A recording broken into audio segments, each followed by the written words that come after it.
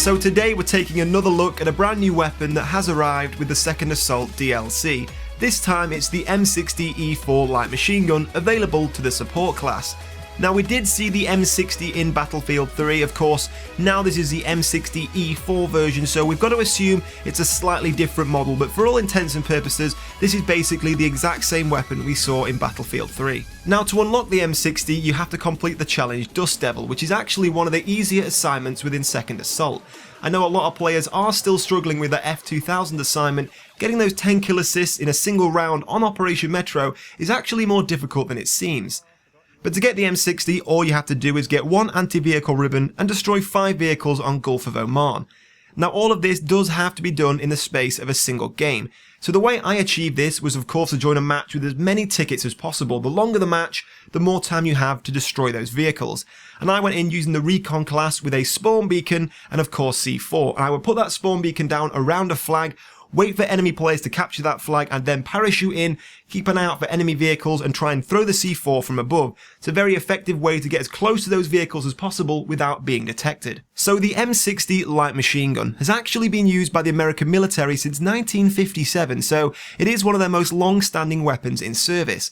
Now of course, since it was first created, it has seen a lot of changes and a lot of upgrades, but all in all it is basically the exact same iconic weapon we saw heavily used in the Vietnam War. So let's go ahead and take a look at the stats. Now the M60 actually has a very impressive damage model. With a 34% maximum and a 25% minimum, this thing is actually on par with the Scar H assault rifle.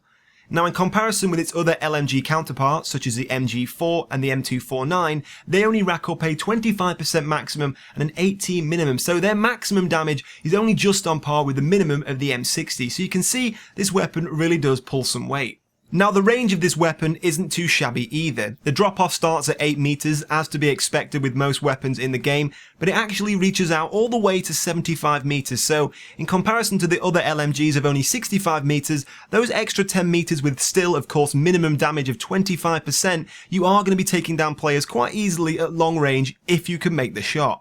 Now where this weapon begins to fall down is of course its rate of fire. With only 570 RPM, it is actually one of the slowest weapons in the game, but that is to be expected with that high damage model of 34%. Now to sit alongside that slow rate of fire, it also has a particularly slow reload time of 7.8 seconds. Now, of course, that's the same whether or not you've actually used all the bullets or you still have some left in the magazine. A belt-fed machine gun has the exact same reload, so 7.8 when empty and 7.8 with one in the chamber. Now, of course, all belt-fed machine guns are going to have a slow reload time, but even compared to something like the MG4 that comes in at 6.2 seconds, that 2 seconds can make a particular difference, especially in close-range combat. So after taking on board those stats, I would definitely say the M60 is not a weapon you would want to take into close combat if you wanted to try and back rush as many enemy players as possible and take them all out in one go. Now on Battlefield 3, if I was playing a map like Grand Bazaar or Operation Metro that allow me to get behind large numbers of enemy players, I would always take something like the M249. High rate of fire, high magazine capacity, very few reloads meant you could take out large numbers of players all in one go. Now I've tried doing this with the M60 and it definitely isn't that successful. Of course that slow rate of fire means you might take out 1 or 2 guys before the rest turn around and put you into the ground. So this weapon isn't the kind of weapon you would want to use for back rushing enemy players. But that doesn't mean this weapon doesn't have a great purpose. I would definitely recommend trying to use this weapon at much longer ranges. If you try and fight an enemy player face to face at very close range and they have an assault rifle, a carbine, or even a PDW, they will almost always win that firefight due to the slow rate of fire of the M60. So I would recommend definitely trying to take advantage of this weapon's pros. That high damage model at long range is definitely going to be your best friend. Of course, this weapon does have some recoil, and I found the best ways to combat that, of course, if you are going to be very static, is to take a bipod, one of the best ways to combat recoil. If you are going to be moving around very quickly, the ergo grip, which allows you to run and gun, is always going to be a good option, or there is a middle ground of the angle grip, which does take away that first shot recoil, so you could put this weapon into semi-automatic mode, have the angle grip, and get some very accurate shots out there, which up to 75 meters will be taking 25% damage with each shot, so you have got a chance of taking out players at a very long distance. Now personally, I have found one of the most effective ways to use this weapon is by taking advantage of the suppression. Of course, the LMGs are the only weapons in Battlefield 4 now to still feature the suppression effect.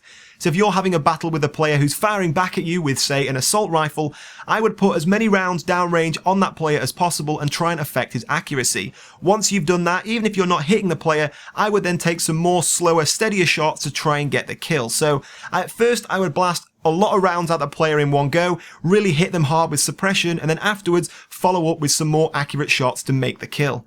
So overall, the M60 hasn't disappointed me, but it's also not quite been the white knight I was expecting. For close range matches like Operation Locker, in the future, if I am going to run with a light machine gun, I'm probably going to take something like the MG4, the M249. That higher rate of fire definitely gives you a better chance of survival in head-to-head battles. But if I am playing large games of Conquest and I want to try and take out players a little bit further away and of course conserve some of that ammunition, I would take the M60. So this is definitely the type of weapon I would use on those larger matches. But that's all I've got time for in today's video. I would love to hear from you in the comments below. What are your thoughts on the M60? And if you don't like it, which is your favorite LMG? And of course, if you did like the video, don't forget to hit like and leave all your thoughts and comments below. They do help me out a lot. But in the meantime, guys, thank you for watching and I'll see you soon.